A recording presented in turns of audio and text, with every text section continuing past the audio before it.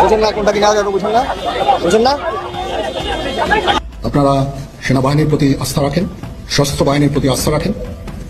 আমি সমস্ত দায় দায়িত্ব দিচ্ছি আপনাদের জানমাল, এবং আপনাদেরকে আমি কথা দিচ্ছি যে আপনারা আশাহত হবেন না। আমাদের অন্তর্বর্তীকালীন সরকারের প্রধান উপদেষ্টা নজরবন্দিতে রয়েছেন। বাংলাদেশ সেনাবাহিনী কিংবা সেনাবাহিনীর প্রধান কর্তৃক আমাদের প্রধান উপদেষ্টা নজরবন্দিতে রয়েছেন। এমন কিছু একটা বাংলাদেশ আওয়ামী লীগ ঘটাতে চলেছে বা ঘটাবে, যেটির মাধ্যমে প্রকৃতপক্ষে আসলে অন্তর্বর্তীকালীন সরকারের পতন ঘটার একটি সম্ভাবনা রয়েছে। এগুলো হচ্ছে সব সিম, ঠিক আছে?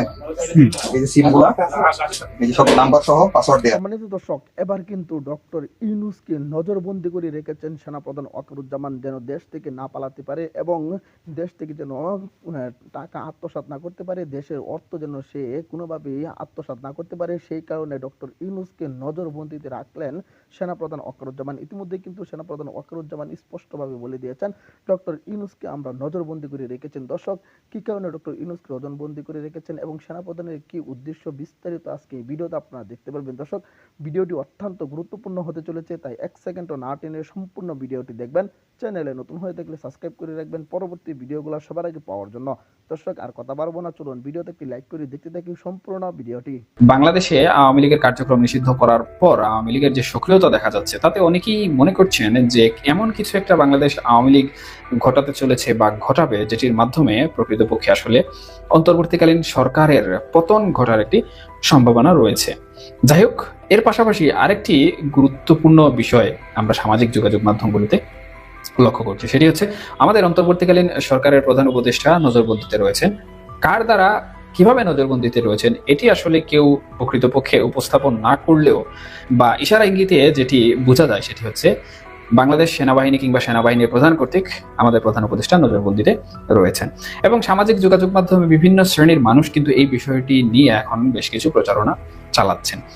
এখন এই বিষয়টি মূলত কেন এসেছে বা এই বিষয়টি কেন বলা হচ্ছে, এর পাশাপাশি আরো কিছু বিষয় কিন্তু চলমান রয়েছে, যেটি হচ্ছে অন্তর্বর্তীকালীন সরকারের প্রধান উপদেষ্টা নজরবন্দিতে রাখা হচ্ছে, সেনাপ্রধান ক্ষমতা দখল করে নিচ্ছেন বা সেনাপ্রধান ক্ষমতা হাতে নিয়ে নিচ্ছেন, আবার রাষ্ট্রপতি ওনার যে ক্ষমতা রয়েছে সেই ক্ষমতা বলে সেনাবাহিনীর প্রধানকে দিয়ে এই সকল কর্মকাণ্ড করাচ্ছেন। যাই হোক, এই সকল বিষয় নিয়ে আমার বিস্তারিত ভিডিও রয়েছে, আপনারা চাইলে সেগুলো দেখে নিতে পারেন।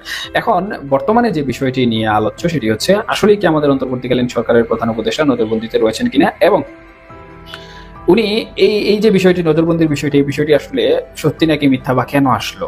এর পাশাপাশি আরেকটি বিষয় হচ্ছে ফ্রান্স যে বার্তাটি দিয়েছে, সেই বার্তাটি আসলে কি বা এর সাথে অন্তর্বর্তীকালীন সরকারের সম্পর্ক কতটুকু। আমাদের অন্তর্বর্তীকালীন সরকারের প্রধান উপদেষ্টা জাতিসংঘের যে ওশেন কনফারেন্স রয়েছে ফ্রান্সে, সেটিতে যাওয়ার কথা ছিল, কিন্তু সেখানে তিনি যাননি। ওনার সেই সফর উনি বাতিল করেছেন। এছাড়াও স্পেনে ওনার আরেকটি সফর রয়েছিল, সেই সফরও কিন্তু উনি বাতিল করেছেন। এই যে ওনার সফর বাতিল করা, আমরা ইতিমধ্যে দেখেছি যে উনি সরকার গঠন করার পর থেকে বা উনি উপদেষ্টা পরিষদে আসার পর থেকে কিন্তু বিভিন্ন দেশে রাষ্ট্রীয়, অরাষ্ট্রীয়, ব্যক্তিগত বিভিন্ন ধরনের সফর করেছেন। শুধু উনি করেননি, ওনার সাথে ওনার সফর সঙ্গে সহ উপদেষ্টা পরিষদের অনেক মানুষ গিয়েছেন, যেটি কূটনৈতিকভাবে আসলে হয়ে থাকে, অনেক মানুষজন গিয়েছেন। কিন্তু হঠাৎ করে কি এমন হয়ে গেল যে অন্তর্বর্তীকালীন সরকারের প্রধান উপদেষ্টা জাতিসংঘের আয়োজিত একটি কনফারেন্স, সেটিতে তিনি উপস্থিত হচ্ছেন না বা উনি সেখানে যাচ্ছেন না। তাহলে কি প্রকৃতপক্ষে ওনাকে যাওয়ার যে পথ, সেই পথ কি কেউ আটকে দিল, অথবা ওনাকে কি কেউ যেতে বাধা দিল নাকি? এই বিষয়টি নিয়ে প্রকৃতপক্ষে আসলে সেনাপ্রধানকে অনেকে দায়ী করছেন, অনেকে সেনাবাহিনীর অথবা রাষ্ট্রপতির যে বিষয়টি রয়েছে সেটিও কিন্তু তুলে আনছেন। আমি মনে করি না প্রকৃতপক্ষে আসলে এটি হচ্ছে, এবং ফ্রান্স যে বার্তাটি প্রকৃতপক্ষে দিয়েছে, এটির প্রভাবেই কিন্তু এই বিষয়গুলো ছড়াচ্ছে এবং অন্তর্বর্তীকালীন সরকারের প্রধান উপদেষ্টা সেখানে যাননি। কারণ ফ্রান্স সোজাসুজি তাদের যে বার্তা, সেই বার্তায় কিন্তু বাংলাদেশের অন্তর্বর্তীকালীন সরকারকে এক কথায় বলা যায় যে স্বীকৃতি দেয়নি। অন্তর্বর্তীকালীন সরকারের প্রধান উপদেষ্টা এই কনফারেন্সে যেতে চেয়েছিলেন এবং ফ্রান্সের যে প্রধানমন্ত্রী রয়েছেন ওনার সাথে দ্বিপাক্ষিক একটি বৈঠক করতে চেয়েছিলেন, এবং সেটির প্রস্তাব কিন্তু বাংলাদেশ থেকে দেওয়া হয়েছিল। তবে ফ্রান্সের প্রশাসন এবং ফ্রান্সের পররাষ্ট্র যে মন্ত্রণালয় রয়েছে, পররাষ্ট্র মন্ত্রণালয় সহ ফ্রান্সের যে প্রধানমন্ত্রী রয়েছেন বা ফ্রান্সের যিনি শাসনকর্তা রয়েছেন, উনি প্রকৃতপক্ষে কিন্তু অন্তর্বর্তীকালীন সরকার এবং ওনার প্রধান উপদেষ্টা যেটি রয়েছেন ডক্টর মোহাম্মদ ইউনূস, ওনার সাথে দ্বিপাক্ষিক বৈঠক করতে রাজি হননি। এখন এই যে দ্বিপাক্ষিক বৈঠক করতে রাজি হননি, এটি কিন্তু অন্তর্বর্তীকালীন সরকারের জন্য একটি, এগুলো হচ্ছে সব সিম, ঠিক আছে? এই যে সিমগুলো, এই যে সব নাম্বার সহ পাসওয়ার্ড দেয়া আছে, ওকে? এগুলো সব সিম।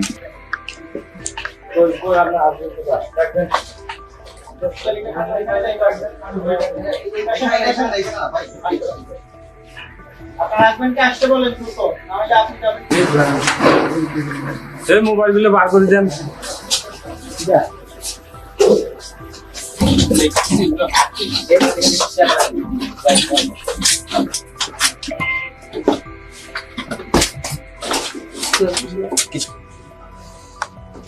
এসি লাগে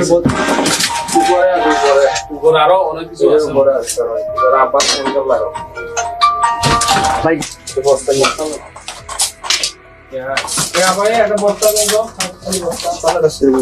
কয়েনেরও তো ব্যবসা আছে, কয়েনেরও ব্যবসা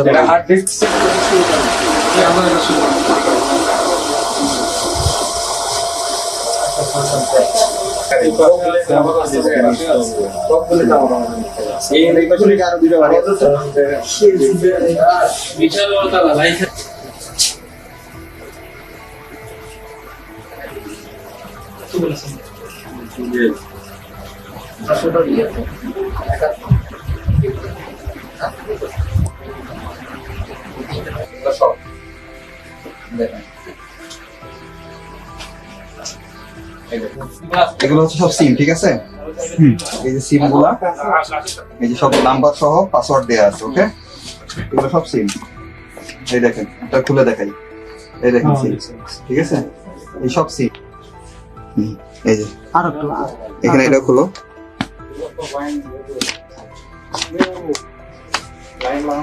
ঠিক আছে, তিনটেই খুলুন। হ্যাঁ,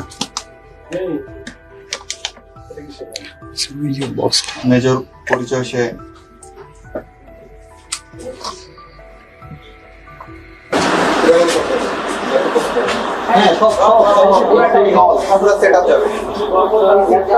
এই পাশের মহিলা কোটা ওনাকে রাখছো।